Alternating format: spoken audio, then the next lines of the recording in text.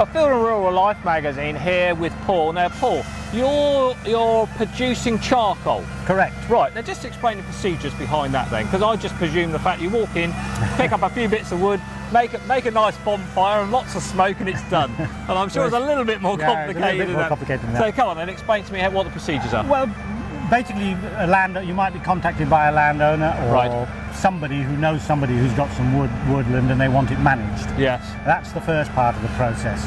You go in and you fell the timber, you prepare it, and then that's what you use to make the charcoal. Yes.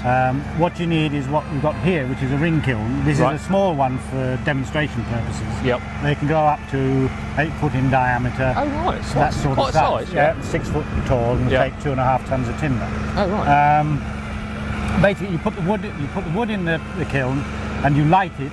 And around the bottom, it's completely open when you first start. Yeah, so you can see the flames at the bottom there. Yeah. And you will let it burn like that for an hour or two until you get a process called gassing, which gets so hot that it produces a wood gas, and the wood gas comes out and ignites, and you get a sort of a ring of flame around the bottom. Oh right. At that stage, you put soil around the bottom, like we've been doing here. Like we've got at the moment. Yes. But we would put it around the bottom and seal the bottom of the chimneys, leave the vents open, and you get air going in a controlled manner into the kiln. Yes.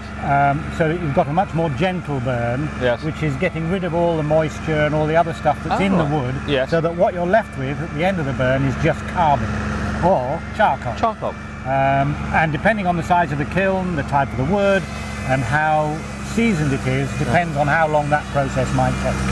Very interesting. That's basically it. So, on an average, Paul, take a kiln like this. What sort of time scale would we be on here? We lit this at 10 o'clock this morning. Right. And I'm hoping that we'll be able to close it down sort of late afternoon, early evening, something like that. Yeah. Looking at certain parameters to make that decision. Yes. Once we close it down completely and there's no air getting in at all, it will just quietly go out. Yes. And that will take overnight and probably part of tomorrow morning, and then it'll be ready to be emptied. And charcoal. And there we are, bag it up and ready for sale. Yeah, and if you've cocked it up, you've ended up with a kiln full of ash or some timber that's just scorched. Trade secret. Ever happened before?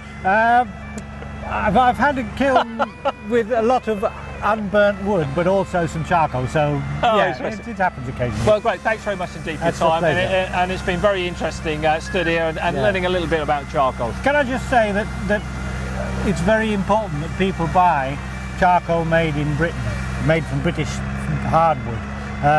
The imported stuff has got a lot of air miles and sea miles and things like that associated with it. Yes. Often it's impregnated with petrochemicals in order to make it work. Oh right. And we're quite keen to try and promote our industry, which we believe produces a first-class product. Fantastic, lovely. Well, thank you very much indeed for your time. Okay, Great, thank you.